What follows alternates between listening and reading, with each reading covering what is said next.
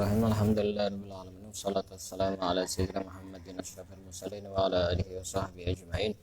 Subhanaka la ilma lana illa ma 'allamtana innaka antal alimul hakim wa tub 'alaina innaka antat tawwabur rahim wa taqabbal minna innaka antas samiul alim.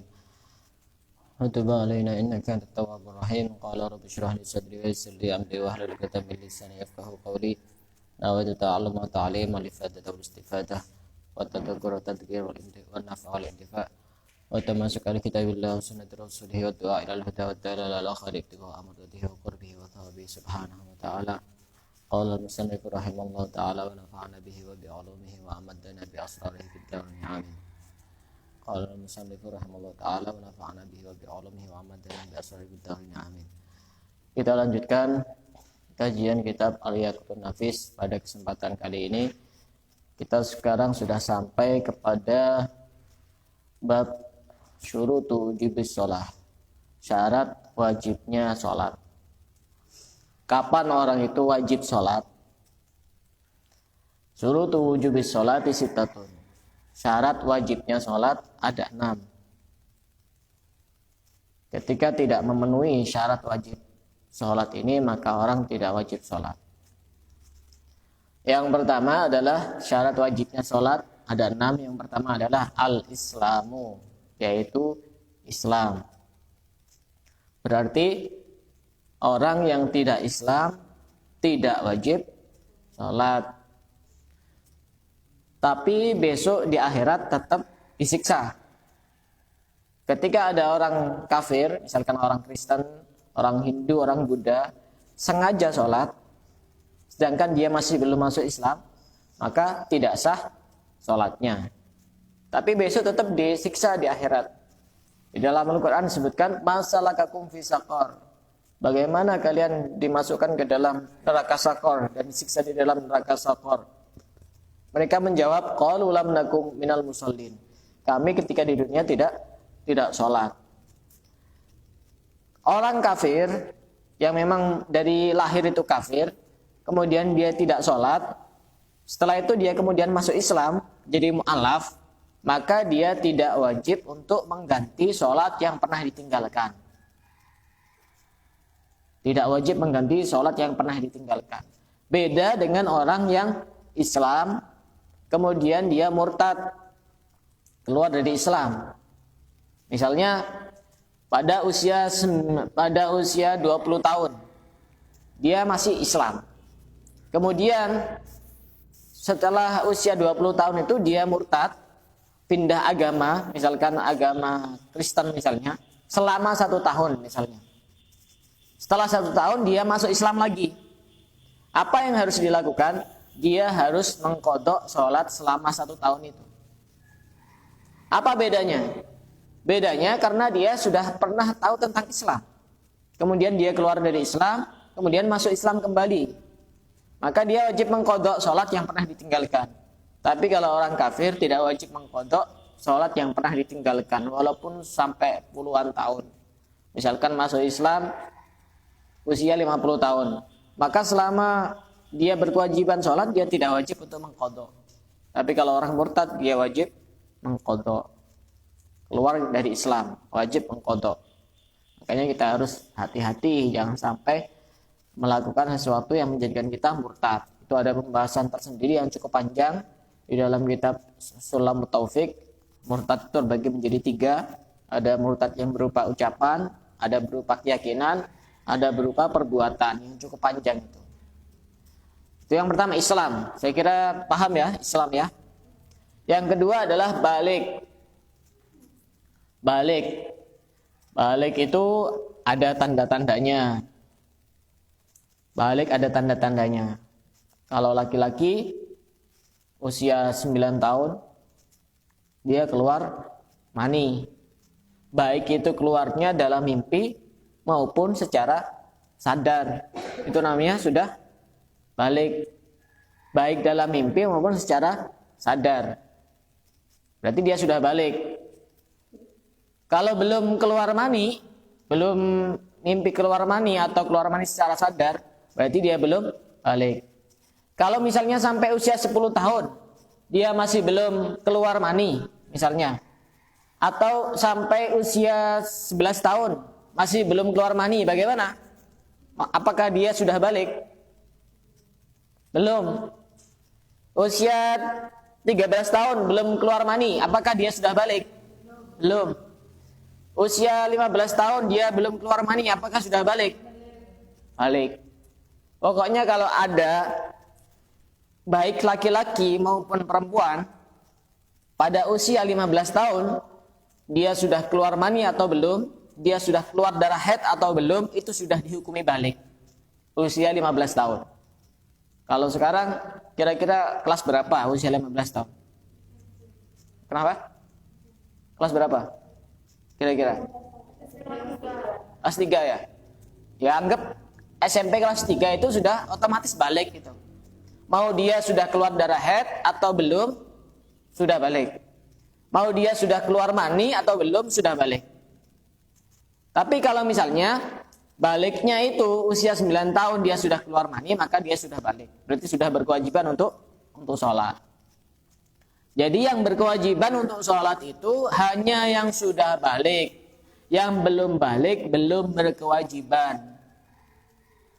Berarti anak usia kira-kira 7 tahun, 8 tahun itu masih belum wajib sholat.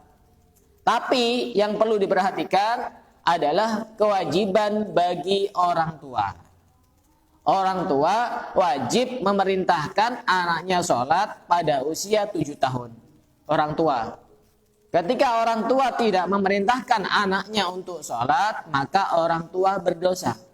Anaknya tidak berdosa. Kenapa? Karena masih belum balik, belum wajib. Kadang-kadang orang tua itu kan, itu masih kecil. Memerintahkan hukumnya wajib. Usia 7 tahun.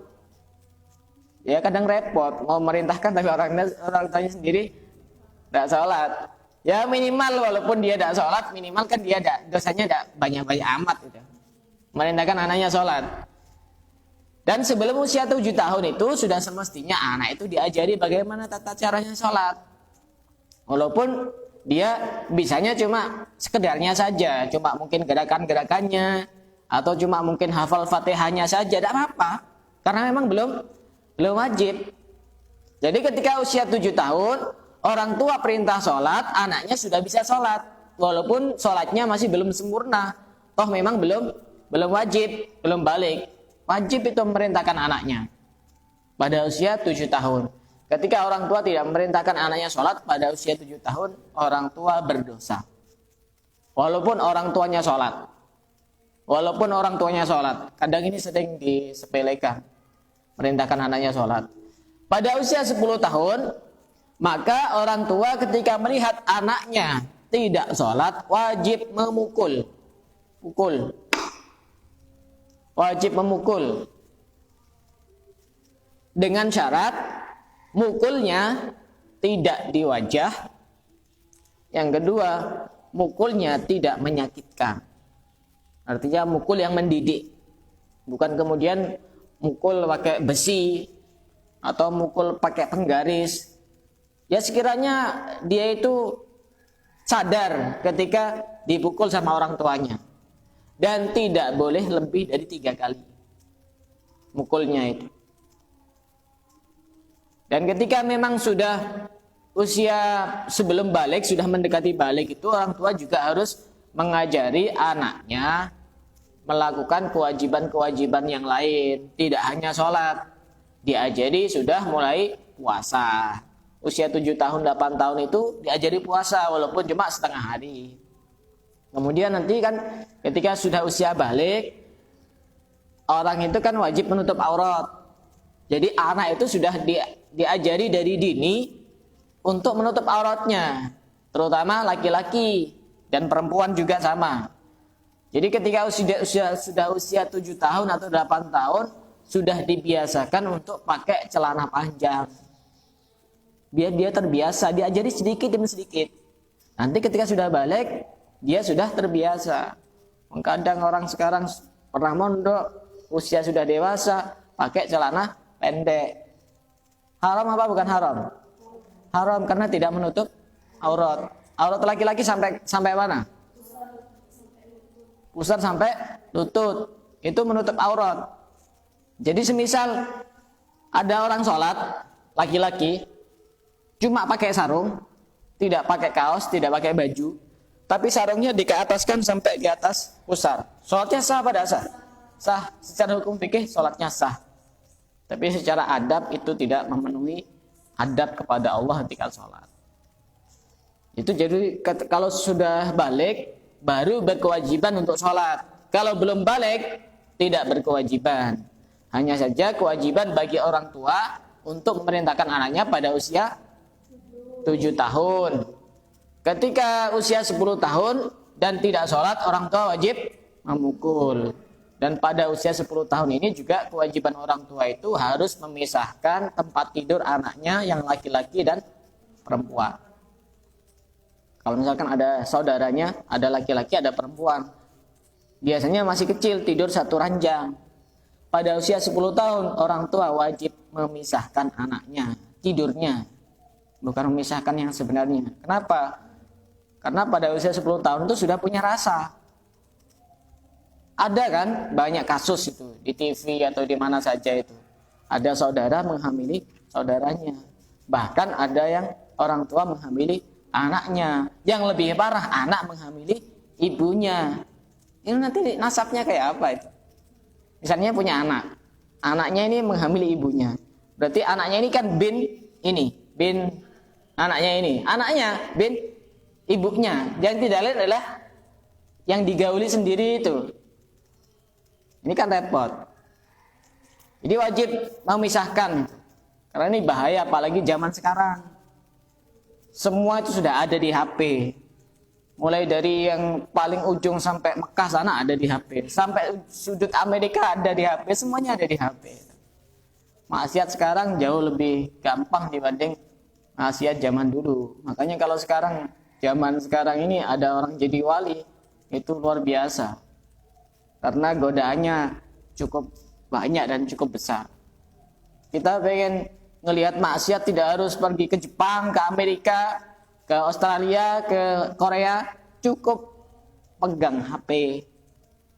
Kita pengen dengarkan pengajian, juga tidak harus ke Jakarta, tidak harus ke Mekah, tidak harus ke Madinah, cukup pegang HP. Jadi HP itu tergantung orangnya. Dulu sempat waktu ada Facebook awal-awal itu pernah dibahas bagaimana hukum menggunakan Facebook. Karena orang-orang masih belum tahu. Saya awal-awal ada Facebook itu sudah punya. Sekitar tahun 2007. Jadi saya punya Facebook itu dari 2007 sampai sekarang. Punya Facebook. Jadi teman saya itu banyak. 5.000 yang sudah terdaftar jadi teman saya itu 5.000. Terus yang mengikuti ada sekitar 4.000-an. Yang ngantri mengajukan pertemanan ada sekitar 1.000-an. Belum dikonfirmasi karena enggak mungkin bisa. Maksimal itu 5.000 pertemanan di Facebook itu. Jadi hukum menggunakan Facebook itu sama kayak orang pegang pisau. Pisau itu kalau dipegang sama ibu-ibu yang masak di dapur, manfaat apa ada manfaat? Manfaat digunakan untuk motong-motong sayur. Tapi kalau pisau ini dipegang sama penjahat, bahaya pada bahaya. Bahaya, bisa digunakan untuk mencelakai orang. Ya sama sebenarnya HP, medsos-medsos yang lain, WA, Facebook, Instagram, Telegram, Twitter, sama semua, tergantung orangnya. Itu syarat yang kedua. Ketika sudah balik, maka dia sudah wajib sholat. Yang ketiga adalah al-aklu, berakal. Berakal. Jadi orang yang tidak berakal tidak wajib sholat. Contohnya siapa? Orang gila. Makanya kalau pengen tidak wajib sholat, jadi orang gila. Yang tidak wajib sholat itu cuma dua. Orang gila sama orang mati. Kalau pengen tidak sholat, jadi orang gila atau cepat-cepat mati. Tidak wajib sholat. Justru kalau sholat itu bahaya itu nanti. Jadi viral nanti. Ada orang mati bisa sholat. Termasuk yang tidak punya akal adalah orang yang mabuk. Kan kesadarannya hilang. Maka pada saat itu dia tidak wajib sholat. Tapi bukan berarti tidak wajib sholat. Ketika sudah sadar dia tetap wajib sholat. Artinya tidak boleh sholat dalam keadaan mabuk. Mabuk beneran. bukan mabuk cinta. Mabuk cinta tetap wajib sholat. Atau orang yang pingsan, hilang kesadarannya, maka dia tidak wajib sholat. Justru kalau sholat ya aneh. Ada orang pingsan tiba-tiba sholat. Dan tidak wajib untuk mengqadha.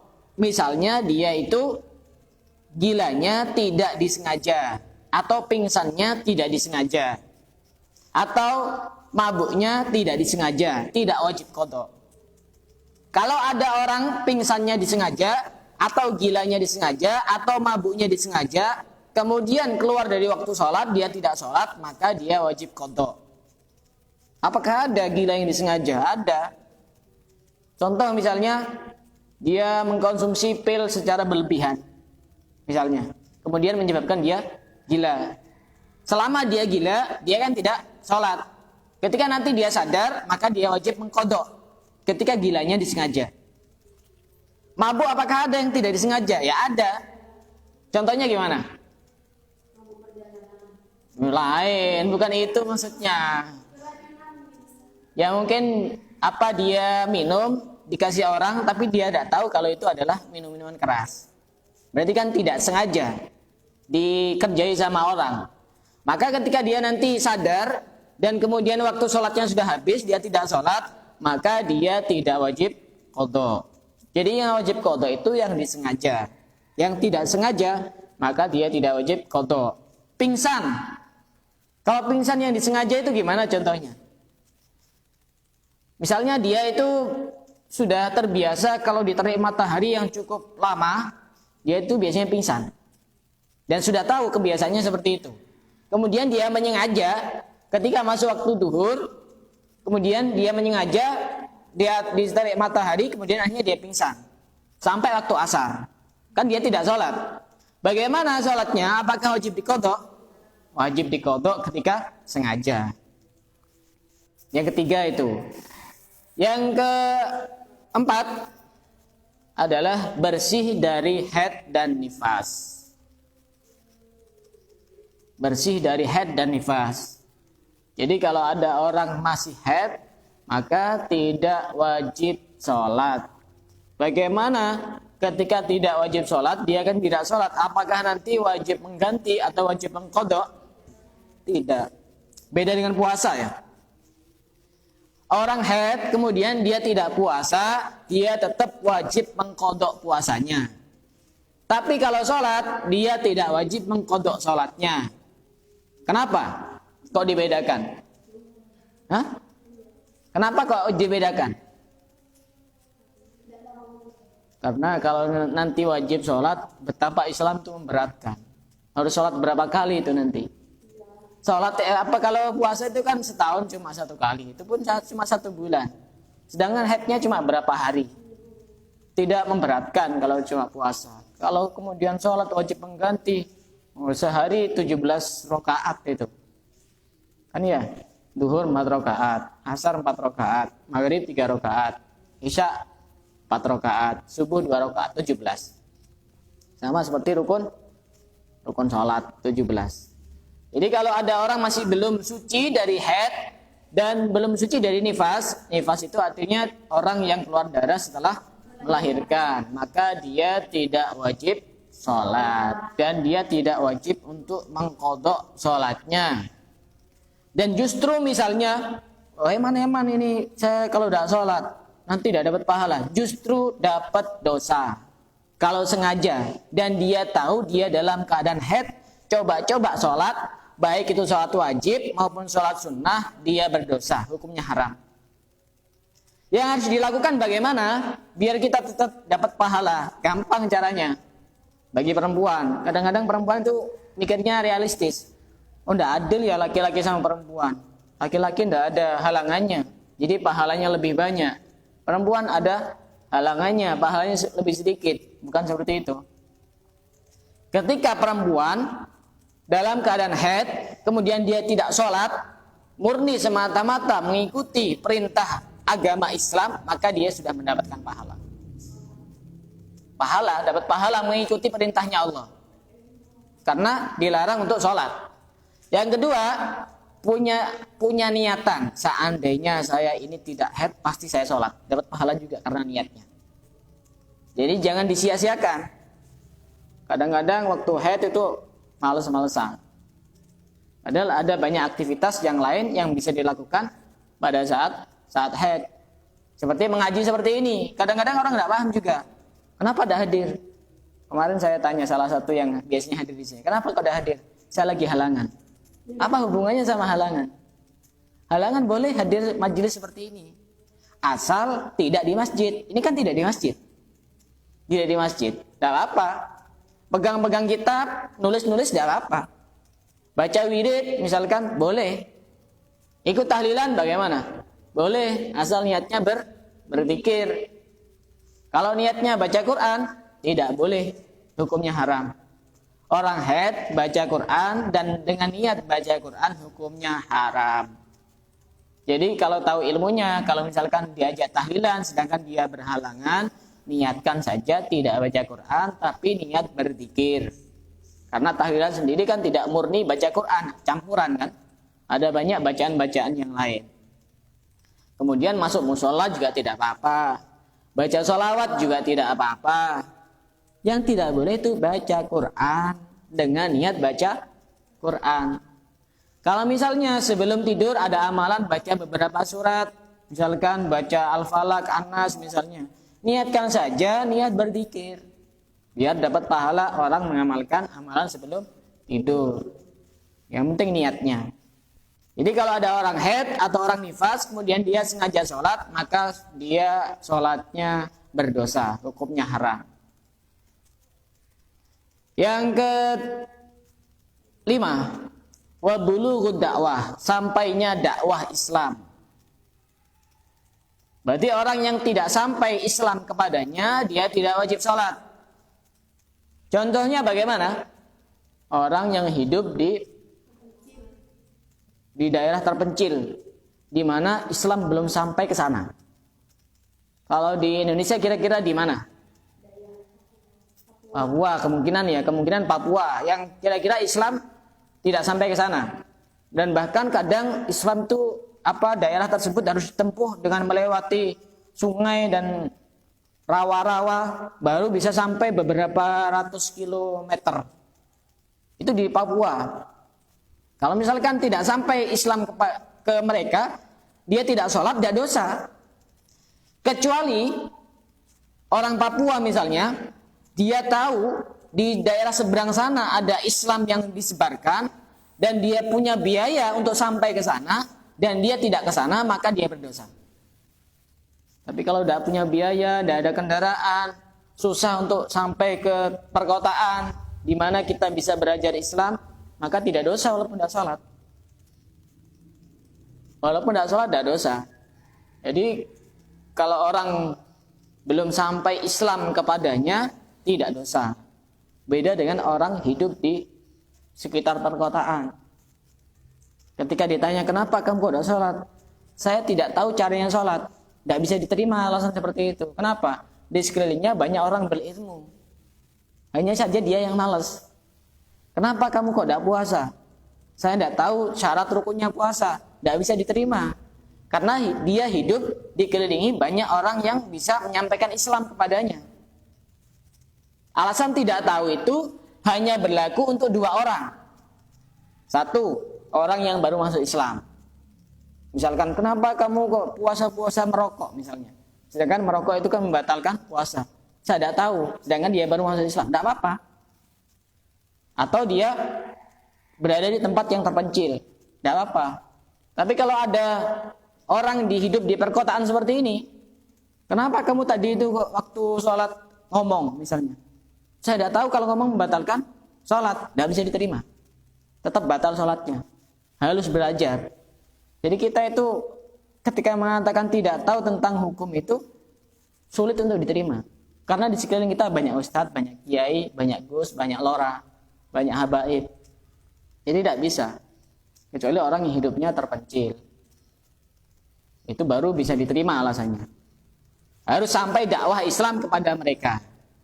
Yang keenam, wasalamatul hawas. indranya, indera pendengaran dan indera penglihatan itu normal, tidak bermasalah. Jadi kalau misalnya ada orang bisu dan tuli, maka dia tidak wajib sholat. Ada apa tidak ada? Ya kemungkinan ada. Walaupun dia bisa ngomong. Kenapa? Karena tidak sampai itu. Islam kepada dia juga tidak sampai. Akalnya tidak bisa mencerna, tidak bisa mendengar, dan tidak bisa melihat. Walaupun dia bisa bicara. Yang dimaksud di sini pendengaran yang bagaimana yang bermasalah pendengaran ini? Apa indera pendengaran dan indera penglihatan? Kalau indera ini, ucapan, walaupun dia bisa ngomong, tidak bisu, tetap tidak wajib sholat kalau cuma bisa ngomong. Kalau cuma bisa ngomong, dia tidak wajib sholat. Kalau misalnya disertai dengan dia buta dan dia tuli, tidak wajib sholat. Itu ada 6 syarat wajibnya sholat. Di mana kapan orang wajib sholat? Ketika memenuhi 6 syarat tersebut. Yang pertama Islam, kalau tidak Islam tidak wajib sholat. Yang kedua adalah balik, kalau belum balik tidak wajib sholat. Yang ketiga adalah berakal, kalau tidak berakal dia tidak wajib sholat. Yang keempat adalah suci dari haid dan nifas. Ketika dia masih belum suci, masih dalam keadaan haid dan nifas, maka dia tidak wajib sholat. Sampainya dakwah kepada mereka, dakwah Islam. Kalau Islam tidak sampai kepada mereka, dia tidak wajib sholat. Yang keenam adalah selamatnya indera pendengaran dan indera penglihatan. Itu tentang 6 syarat wajibnya sholat. Kita sekarang akan masuk kepada rukun sholat yang jauh lebih penting. Rukun sholat ada 17. Banyak. Harus dihafalkan. Kalau pengen lebih simpel, rukun sholat ada 4. Apa itu 4? Hah? Apa? Rukun sholat itu kalau diringkes, disimpulkan, disederhanakan menjadi 4 rukun sholat itu. Tapi kalau diperinci menjadi 17. Biar gampang menghafalnya, 4. 4 itu ada rukun qauli, rukun yang berupa ucapan, ada rukun fi'li, rukun yang berupa perbuatan, ada rukun maknawi, ada rukun qalbi yang berupa yang ada di dalam hati. Yang pertama rukun qalbi yang ada di dalam hati, yaitu yang pertama niat. Niat. Yang berupa ucapan, apa ucapan di dalam sholat yang wajib? Pertama dulu diurut dari awal, takbiratul ihram. Kemudian Fatihah. Kemudian tahiyat akhir, sholawat. Karena itu rukun yang berbeda, sholawat kemudian salam. Jadi sholat itu gampang. Jadi kadang orang masih tanya, gimana kalau kita tidak hafal kabira walhamdulillahi katsira subhanallah bukratan wa asila, atau tidak baca itu, bagaimana sholatnya, sah pada sah? Sah. Bagaimana kalau waktu ruku dia tidak membaca subhana rabbiyal azimi wa bihamdi, bagaimana sholatnya? Sah. Bagaimana kalau waktu berdiri dari ruku dia tidak membaca Rabbana lakal hamdu mil'us samawati wa mil'ul ardi wa mil'u ma syi'ta min syai'in ba'du, bagaimana sholatnya? Sah. Gampang kok sholat. Setelah sujud, misalnya duduk di antara 2 sujud, dia tidak membaca Rabbi firli warhamni wajburni warfa'ni warzuqni wahdini wa'afini wa'fu anni, bagaimana sholatnya? Sah. Sholat itu gampang, jangan dipersulit. Tidak hafal, tidak usah dibaca. Kalau tidak hafal, walaupun hafal sengaja tidak baca pun juga tetap sah sholatnya. Tasyahud awal tidak wajib, yang wajib hanya tasyahud akhir.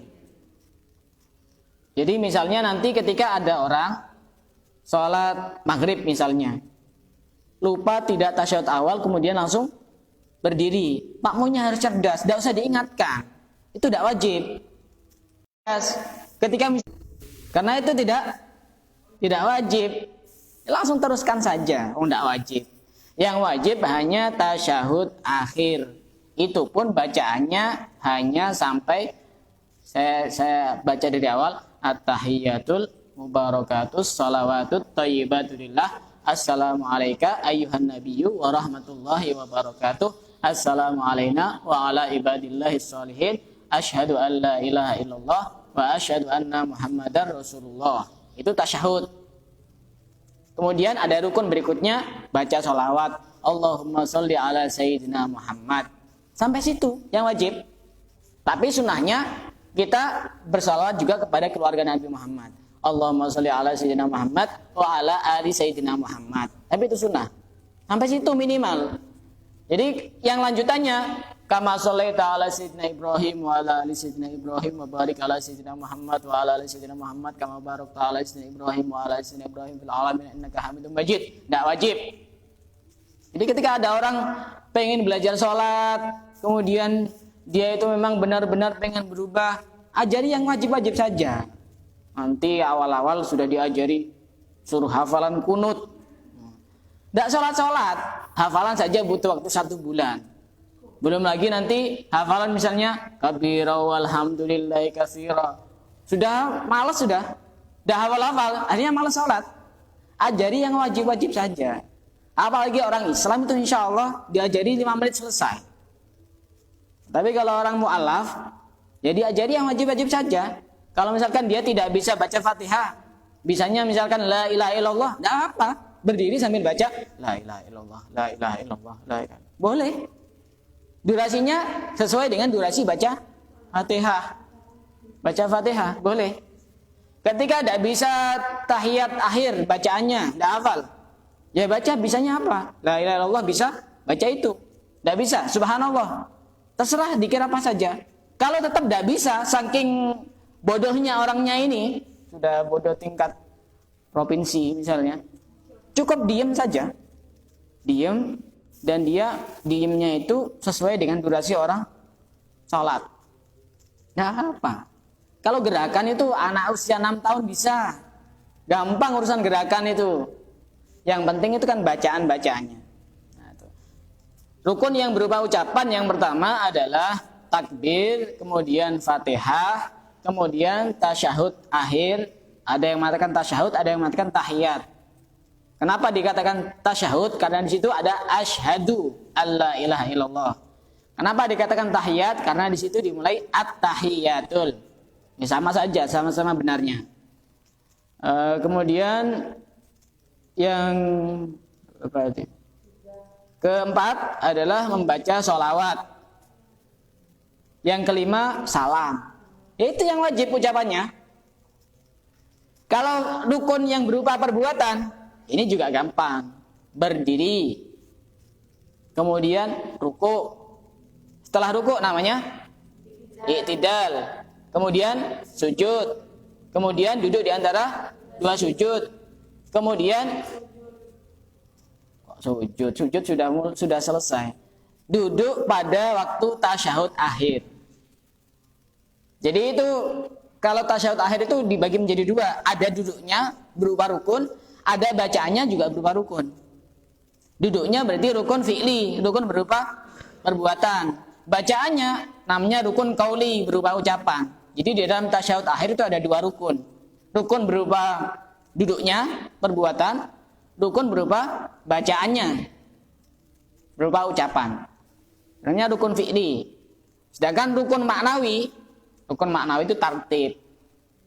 Jadi untuk bisa kita gampang untuk menghafalkan, yaitu dibagi menjadi 4. Rukun sholat ada 4. Rukun qauli, rukun fi'li, rukun maknawi, rukun qalbi. Kita akan bahas satu persatu. Ini sebenarnya ada banyak perbedaan pendapat. Ada yang mengatakan rukun sholat ada yang 17, ada yang 18, ada yang 19, ada yang 20. Tapi kebanyakan ulama itu membagi rukun sholat menjadi 17 rukun sholat. Apa yang membedakan antara 17 dengan 18? Ada nanti. Yang penting kita bahas yang simpel-simpel aja. 17. Yang pertama adalah niat. Kita bahas satu saja pada hari ini. Niat. Niat itu tempatnya di dalam hati dan dilakukan pada saat takbir. Ini yang perlu dipahami. Jadi niat sholat itu tidak dilakukan sebelum takbir. Jadi kalau ada orang misalkan sholat duhur, usolli fardhu duhri arba'a raka'atin mustaqbilal qiblati adaan lillahi ta'ala, itu bukan namanya niat. Perlu diingat, itu bukan namanya niat. Niat itu ada di dalam hati. Dan waktunya pada saat memulai suatu pekerjaan, yaitu pada saat kita takbir. Kita takbir Allahu Akbar, sambil di tengah-tengah takbir itu kita niat, saya niat sholat duhur, sholat fardu duhur, cukup, sudah. Kenapa kita harus mengucapkan sebelum takbir? Untuk menggerakkan hati agar kita sadar kita pada saat itu sedang sholat, bukan sedang jualan.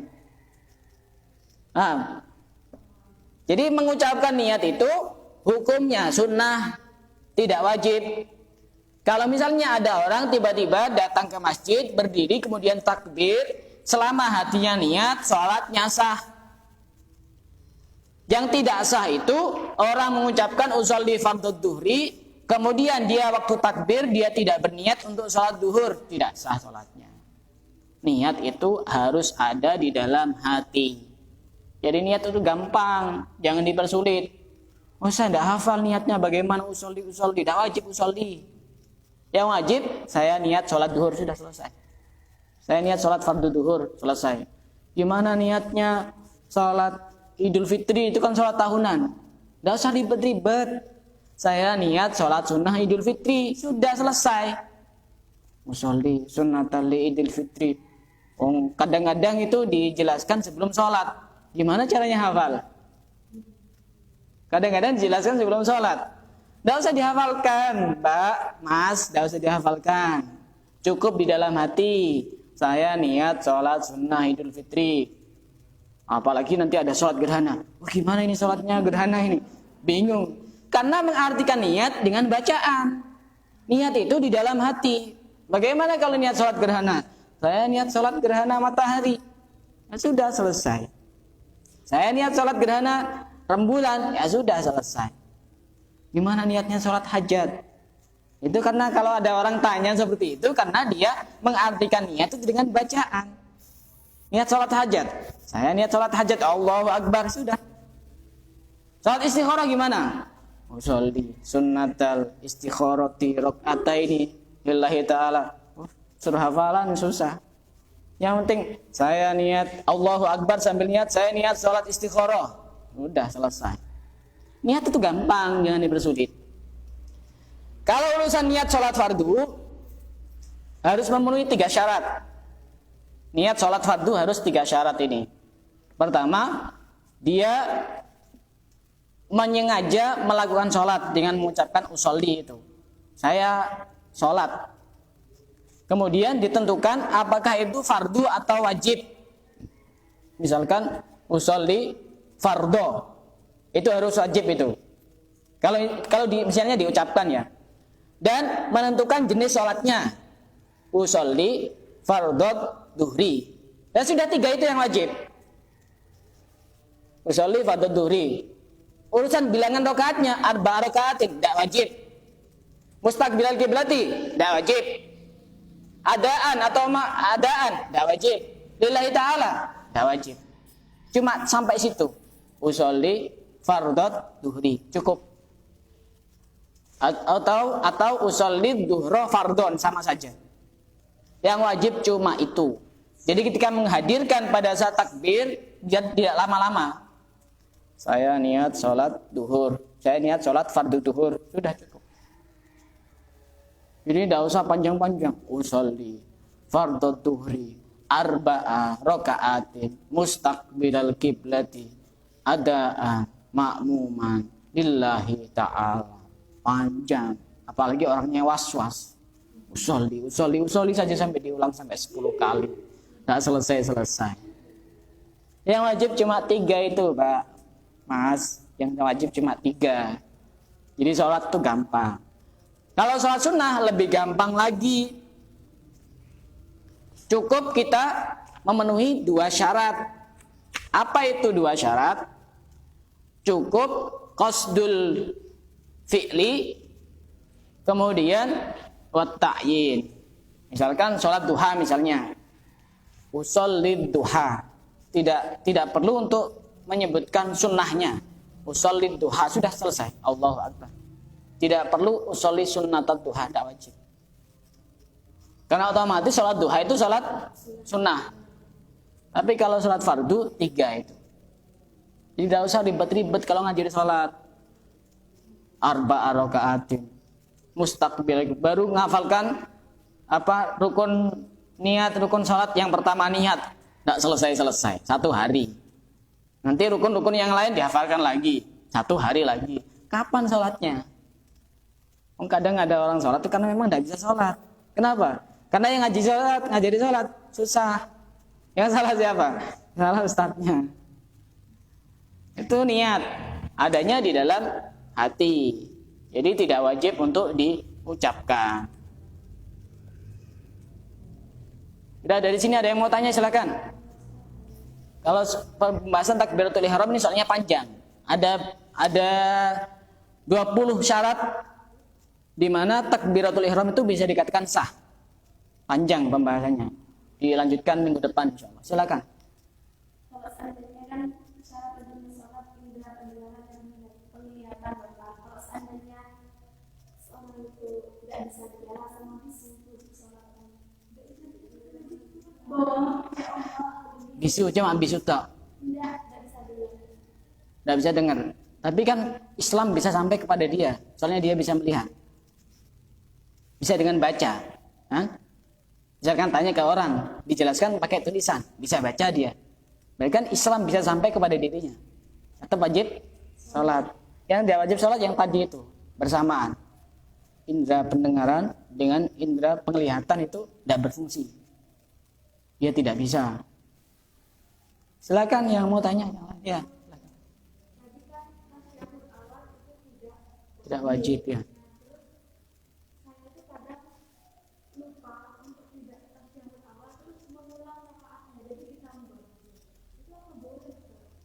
Tidak wajib ditambah. Iya. Tidak. Justru yang harus dilakukan bukan menambah rakaat, tapi sunnah untuk sujud sahwi. Bukan menambah rakaat. Kalau menambah rakaat itu ketika rakaatnya tidak sempurna. Tidak sempurna karena meninggalkan yang wajib, bukan meninggalkan yang sunnah. Contoh misalnya, ada makmum yang terlambat, sedangkan imamnya sudah tasyahud akhir. Akhirnya dia ngikuti. Berarti kan rakaatnya tidak sempurna. Dia tidak ngikuti yang berdiri, kemudian ruku, i'tidal, sujud. Berarti dia wajib menambah 1 rakaat. Karena meninggalkan 1 rukun saja di dalam sholat, dia sudah tidak bisa. Kecuali makmum masbuknya itu imam masih rakaat pertama, kemudian imamnya sudah ruku, dan makmum yang baru datang ini masih bisa bareng dengan imam pada saat ruku. Maka di sini tidak perlu untuk menambah 1 rakaat. Sudah dihitung 1 rakaat, walaupun dia tidak mengikuti bacaan Fatihah dan cuma Fatihah itu. Tetap tidak wajib menambah 1 rakaat. Kalau masih menangi ruku. Tapi kalau sudah waktu sujud dia baru datang, kemudian dia ikut sujud, menambah 1 rakaat.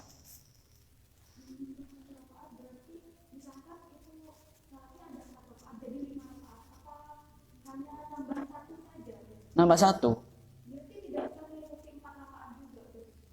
Ya kan sholatnya kan nanti sesuai dengan imam itu. Baru nanti ketika salam dia nambah 1 rakaat karena kurang kan. Misalkan itu dia rakaat kedua. Iya. Berarti menambahnya 2 rakaat.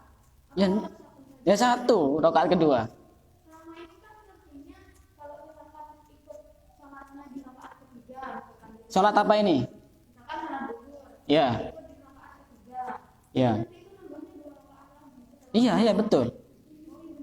Iya benar.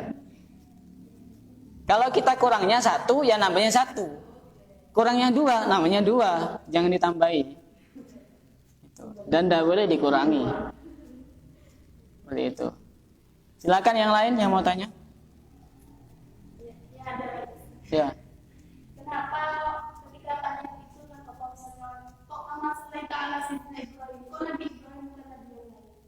Ya, karena ini tidak lepas dari sejarahnya, Nabi Muhammad itu sangat berkaitan dengan Nabi Ibrahim di dalam syariatnya. Ketika membangun Ka'bah itu juga meneruskan apa yang dilakukan oleh Nabi Ibrahim. Ini kalau dijelaskan cukup panjang nih, tentang sejarah Nabi Ibrahim dan Nabi Muhammad dan hubungannya apa. Itu cukup panjang itu. Ya, memang sholawat yang paling baik itu sholawat Ibrahimiyah itu. Ya, itu sholawat yang ada di dalam sholat itu. Namanya sholawat Ibrahimiyah. Tapi kalau udah hafal, nggak usah. Terutama ngajari orang-orang awam, nggak usah pakai itu. Nanti kalau sudah istiqomah sholat, sudah seken, baru tambahi, tidak apa-apa. Kalau masih belum ini, nanti malas mau sholat, nggak hafal-hafal. Gitu. Nah, itu tentang niat. Dan kita akan lanjutkan takbiratul ihram pada pertemuan yang berikutnya. Wallahu a'lam bishawab.